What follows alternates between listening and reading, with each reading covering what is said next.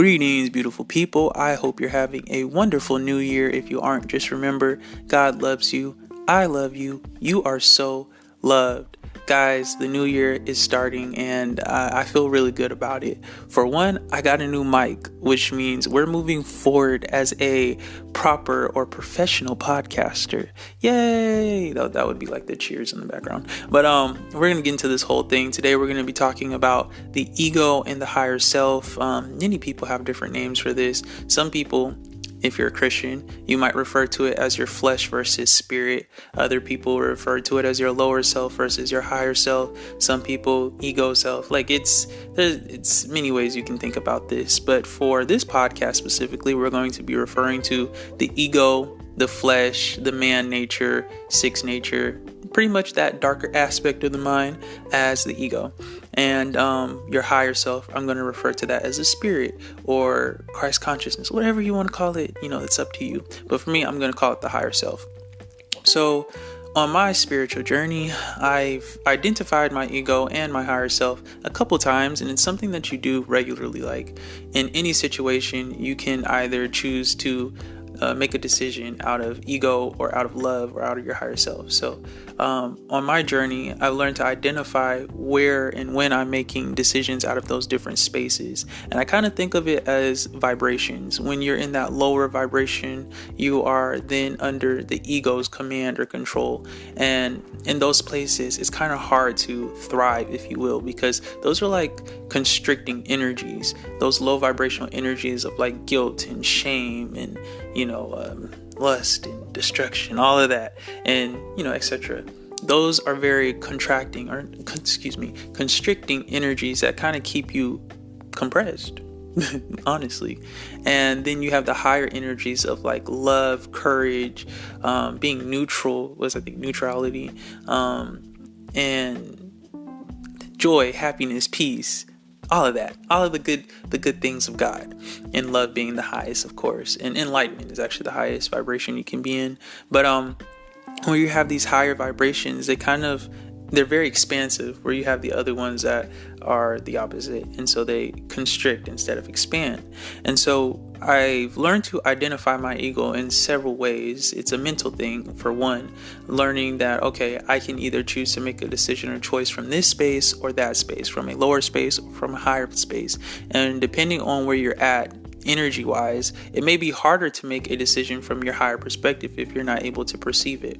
So it's something that I've had to learn to do, and it's been very beneficial in my journey, because when I get into situations, I'm neutral now, very neutral, and I have the choice whether I want to react a certain way.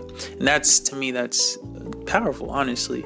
And I've learned on my journey as well that you can have power, but if you have no control, then you're honestly powerless. And so being able to control your emotions, feelings, and thoughts is very powerful in the spiritual journey. And if you're a person who lacks control over those things, the best way you can gain control is through mindfulness, meditating, and being present in the moment, and understanding that the power is in the present.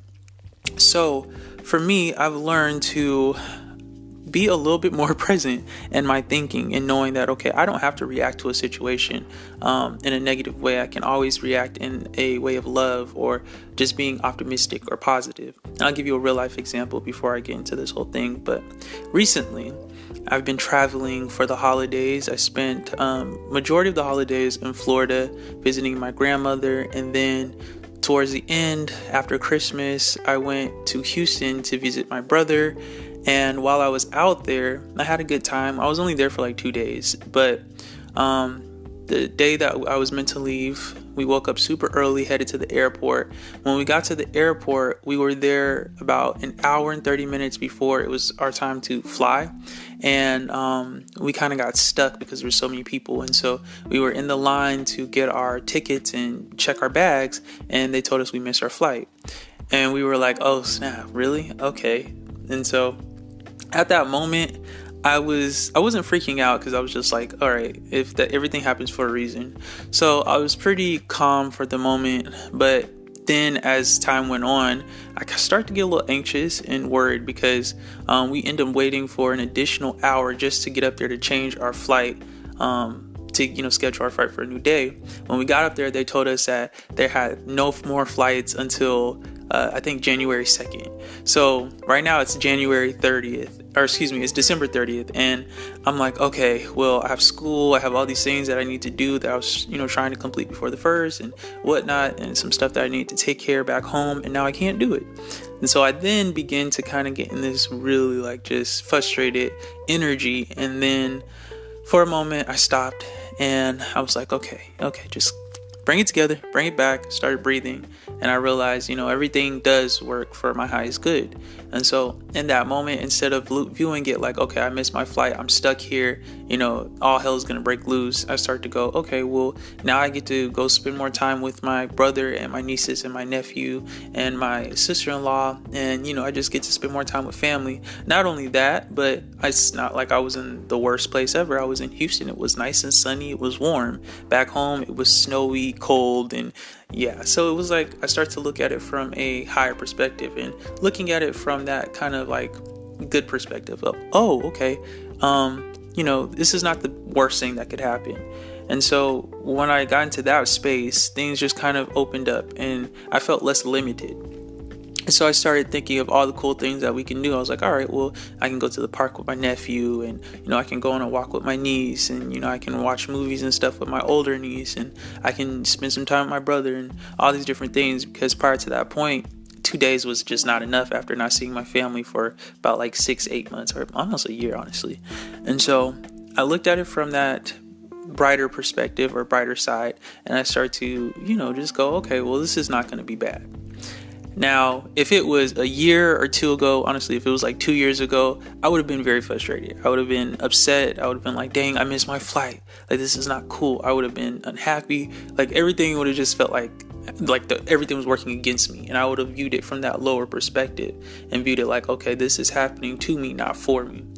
Instead, I chose to look at it from the higher perspective and going, okay, this is happening for me. And so it turned out to be a great like New Year's and just time with my family. And I got to spend time with my nephew, and he was really excited about it. And it was just a good time. Got to reconnect with my family after not seeing them for so long. And it's a good thing because honestly, being separated from my family, especially the younger ones in my family, my nieces and nephews, you guys know, I have like, I'm not going to tell you how many nieces and nephews I have, but I have over 10, let's just say that. And it's hard because they're young, and so they're going through those like the developmental stages, and I'm not a part of it. So it's like I'm missing out on growing up with them, or them growing up with me and actually getting to know me. And so I felt the need to rebuild those connections while I was in Texas, and also in Florida, because I spent time with my nieces and nephews out there as well. But while I was in Houston, it was like, okay, this is what I needed, or this is what we needed, because collectively, my nieces and nephews, I feel that they need me just as much as I need them. But it was just a cool little, or I guess a random little example of a situation that could have resulted in me being in a negative low vibrational space versus a higher one. And now I want to kind of take it to the whole point of this podcast, which is talking about the ego versus the higher self, which is your higher self is love. Your higher self is the God within you, essentially. So when it comes to ego always wants to play the victim, right? The victim of any circumstance around you. So the example I use where I felt like, if I was 2 years ago in that version of myself, it would have been like, oh, why is this happening to me? Why is everything working against me? I missed my flight. Woe is me. It's that type of victim mentality. And ego also it lacks security. And so it's always trying to create a false security.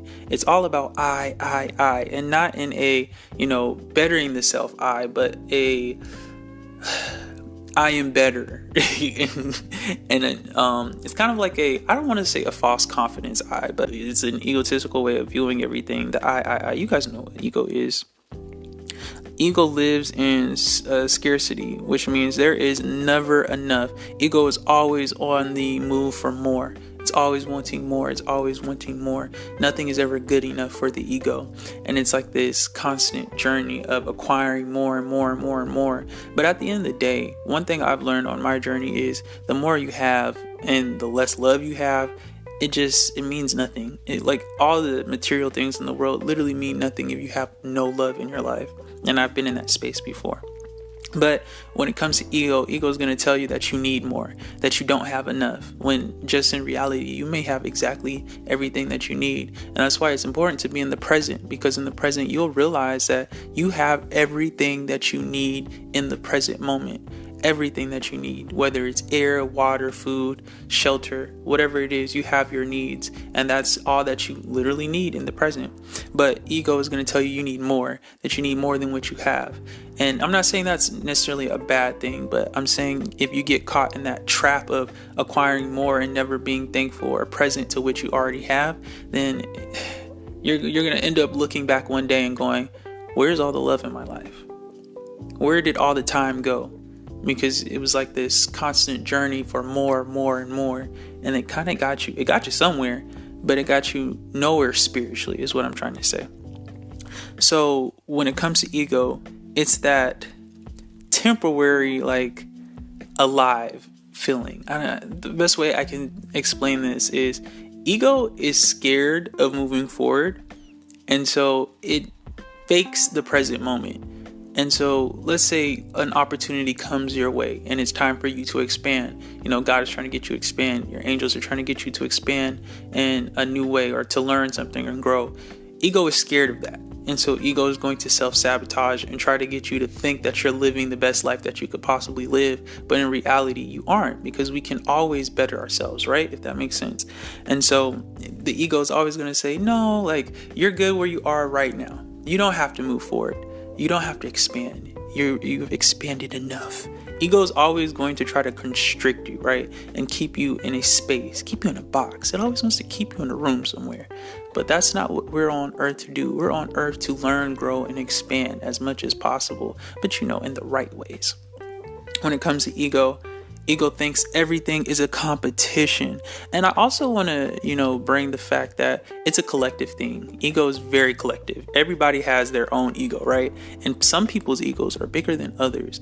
And so it creates this competition or competitive atmosphere where you feel like you have to be better than the next person, especially when it comes to like social media and the internet. Don't even want to get into that. But ego always thinks everything is a competition. And then, of course, you have society that plays into that with sports and everything else. And don't get me wrong, healthy competition is okay.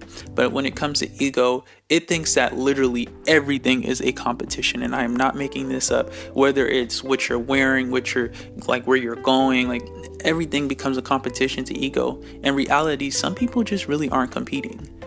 Like literally, some people are living out of a space of love and they're just simply being and doing, and ego is going to see that and they're going to go, oh, I have to outdo that. And that just creates this really toxic atmosphere for those people in ego. And no offense to those people, because we all have those moments, when it comes to vibrations, you can move up and down. Like it's not like you're stuck at a high vibration at all times. There's a lot of external forces that lower your vibration, and that's hard. Like, for example, quick example, there would be times where I would be in just a beautiful high vibrational state, wake up, everything is peaches and cream. Then I go to work and I would stay in a high vibrational space all the way up into the end of work, where you think like you'd be excited to get off. But at that point, I'm drained, I'm beat, I want to go home, I want to sleep. And so now, an external force and just everything collectively that's happened to me at work has now drained me to the point when I get to home, I'm in the low vibrational state and I have to restart the process of, meditating or just becoming present in the moment again. And sometimes that's hard, especially when you're in those lower spaces. So I'm not necessarily saying for any of what I'm speaking about is that it's wrong to be in those spaces or it's, bad, because at the end of the day, it's something you have to become aware of, and choose whether or not you're going to be in that space or not. As long as you're aware, then you kind of hold the power for it. And that's like what I'm trying to, I guess, convey with this whole thing is when you are present and aware of the vibrational space that you're in, then you can choose whether you want to stay there or ascend from it. So again, with ego, it thinks everything is a competition, including vibrational spaces and mental capacity. So like the conscious levels, wanting to get smarter just to be better than the next person, that's an ego way of doing things. Whether if it's from a higher space, your higher space, higher perspective, whatever you want to call it, your Christ consciousness is going to tell you to do it to better yourself, not because of anyone else, but because you need it, because you need the improvement or the growth. But the ego is going to tell you to do it so you can basically crap on everyone else around you. So you see the difference between the two. Now, last thing I'm going to pinpoint with the ego, and then we're going to go into the higher spaces, is everything is complicated to the ego. Again, that ego is very constricted, and so it makes small things seem bigger than what they are. The world around you just seems bigger than what it is. In that higher space, it's a small world after all mindset. But with the ego, everything is complicated. All situations become harder than what they are. Where you have something that could be easily solved, the ego is going to complicate it and make it seem harder than what it is. And it's also good to like speak to other people, especially people who are in good energy and optimistic people, because they can always help you see a brighter side of whatever you're going through, where the ego will always have you in that like looking at the world in a bad perspective, in a bad space. And I've been there before. Oh, let me tell you guys, I spent literally a decade in deep darkness, depression, anxiety, sin, and everything else. And it was very hard for me to understand the world around me, because I did feel like, okay, everything was happening against me. Now, when I went to college, that was like my transition outside of my ego and this egotistical way of viewing life and thinking, where I was always thinking it's about me, I start realizing it's about me and everyone else, and not only that, it's about God. And so once I was able to transition out of that space and start just viewing things from a higher space, then I start to realize that, okay, the world isn't as dark or as small as it seems, and things are actually, let me rephrase that. The world isn't as dark, but it's also not as big as it seems. And my ego would have me thinking, I'm too small to go enjoy life or to do this thing, and it would always keep me in a box. It always wanted to put me in a box. And I'm talking to my ego like it's in third person, but no, like my ego always want to put me in a space where I couldn't move forward. Always want to keep me down. And my higher self, or Christ consciousness, Christ, Jesus, whatever, it will all want to pull me up and keep me elevating and keep me moving forward on my journey, but also showing me the brighter side and the positivity of life. Because seriously, if you're not able to see the beauty of life, this existence is going to become dreadful very fast. There's times where I didn't want to exist, literally. And to get out of that space, it started with me renewing my mind and also being present of the moment, and realizing that if I'm sad right now, I can choose to not be sad. I can choose to do something that is going to make me feel better, that's going to elevate me. And it started small. It would start with me writing, or it would start with me praying, or start with me building something or creating something. Start with me drawing something, just doing something to kind of take myself or take my mind off of what was going wrong and start going what's going right.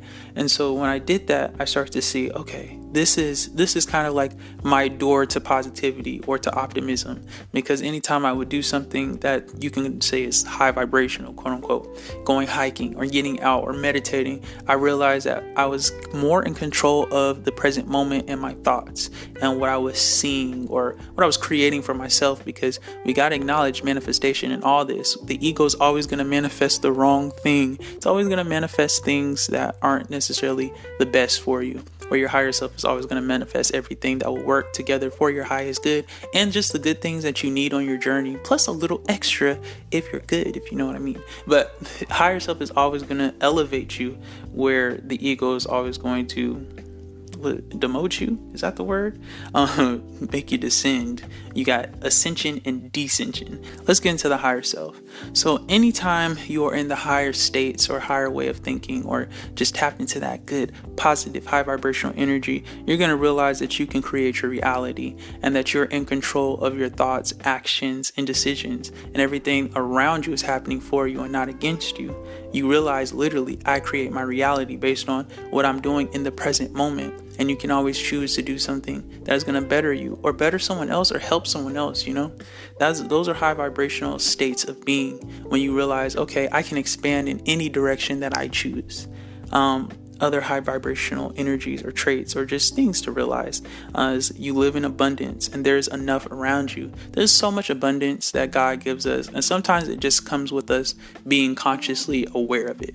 My favorite example of abundance is the air that we breathe.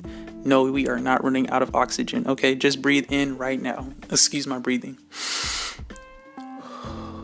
As you breathe in, you will realize that there is an abundance of air around you. You can breathe in as much air as you want, and you're not going to run out of it, because that's how God has designed this. There's so much that you can realize that there's an abundance of. And once you realize it, then you realize there's enough of it. Simple as that. Abundance is just a never ending of anything.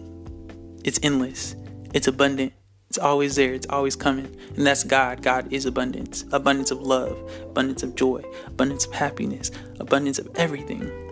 So living in that space of abundance and consciously realizing it is so important. So I talked about the ego and that whole life is scary, right? And kind of putting you in that box. The opposite of that is realizing that everything is awesome. The world around you is beautiful. The world around you is awesome. It's literally like living in a state of fear versus love.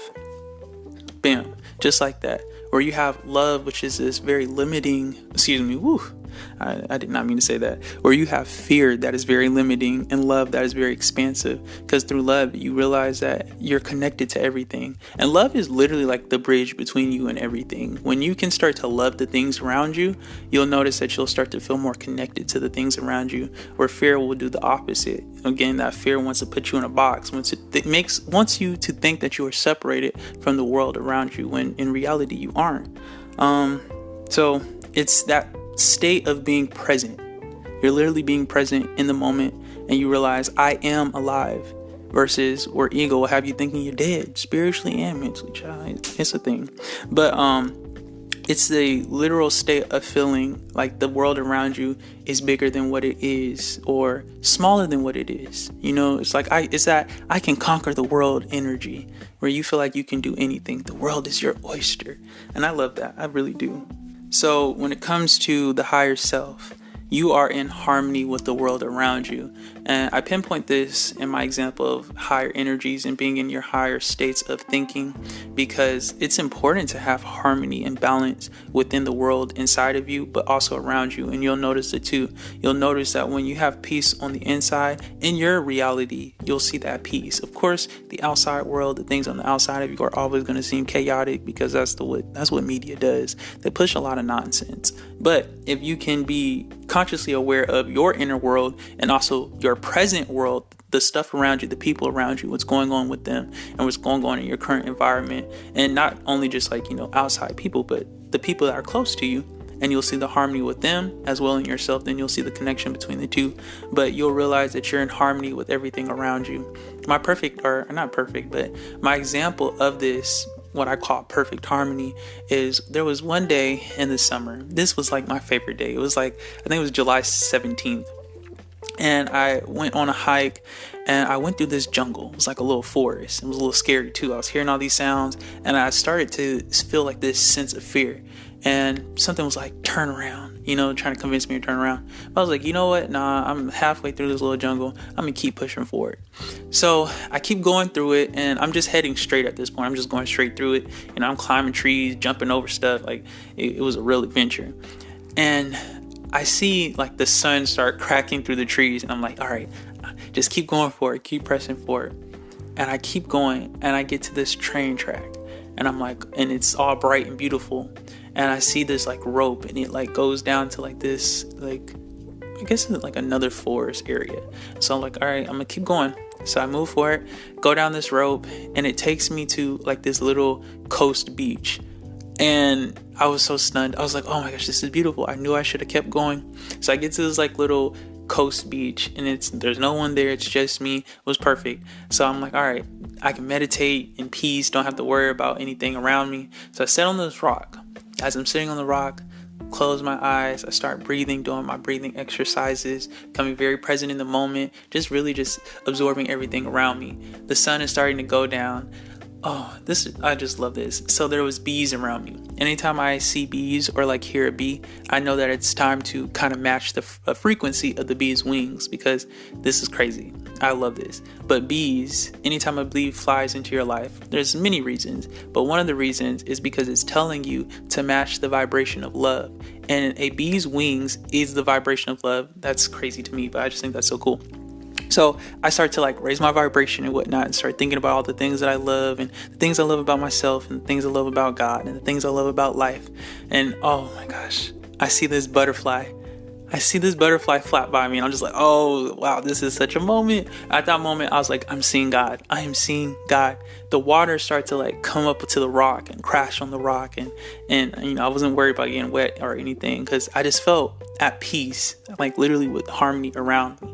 And as I'm breathing like life in, and I'm seeing everything, it's like my breathing is matching the wind and the waves. It was just really beautiful. I know I didn't really explain that well, but I see it in my head, and I just love that moment, because that to me was one of the moments of pure harmony that I felt, not only on the inside but on the outside as well. And it was like peace, literal peace. And I'm not saying it was because I was alone or anything, but just seeing the outside world respond to what was going on the inside, and seeing that connection between the two was just really amazing. And that was a moment of me tapping into my higher self. And then the manifestation that day was crazy too, because let me just say this, there was some stuff that happened after that when I was like, yo, this is crazy. God is good. But basically, when it comes to the higher self and the higher states of thinking, thinking from that Christ consciousness, you will realize that you are happy. You are happy. You are love. And God is love. And love is God. And it's just this beautiful feeling of, dare I say, completion. Like you feel completed in that present moment, and it's just a beautiful feeling. And every time I think about that moment, that's like my ideal moment of harmony, because oh man, I don't know how to explain it. I just felt connected like no other. I just felt so connected to everything around me, to God, to the earth, just everything. And even the butterflies, like there was a point where the butterfly was just kind of fluttering in front of me, and I was like, is this God looking at me right now? Is God this butterfly right now? Like that's how I felt. Like even the sun, it was like everything was God, and I was just dwelling in God. It was just a beautiful experience and feeling, and being present in that moment was just so powerful, because I felt so like big. I don't know how to explain it. Like I felt I didn't feel any limit. I felt limitless. I felt like at that moment, I felt like I could fly. Like, and I would have started levitating. No, I'm just playing. But it was just a really cool moment, and it's my favorite example of just being present and being in that higher space of thinking, because you're not worried. You're literally not worried about anything. You're not worried about the outside world. You're not really worried about what's happening behind you or around you.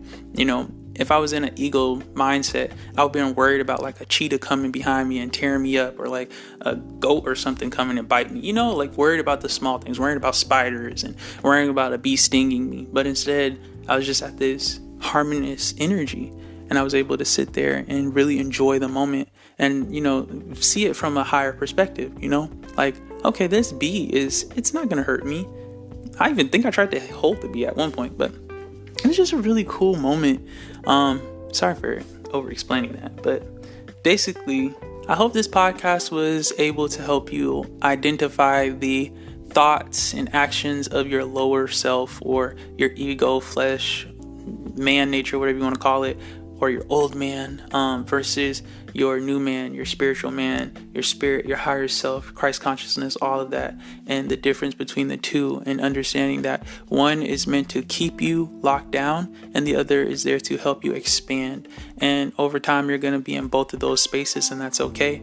You just have to become aware of whatever space that you're in and choose whether or not you want to elevate or stay where you're at. Simple as that. But thank you guys for listening. I hope this was helpful. God bless you. Remember, you have the choice. All you have to do is become present in the moment and decide whether or not you want to stay where you are or move forward and expand. But you hold the power. You hold the power. God bless you guys. Have a beautiful new year.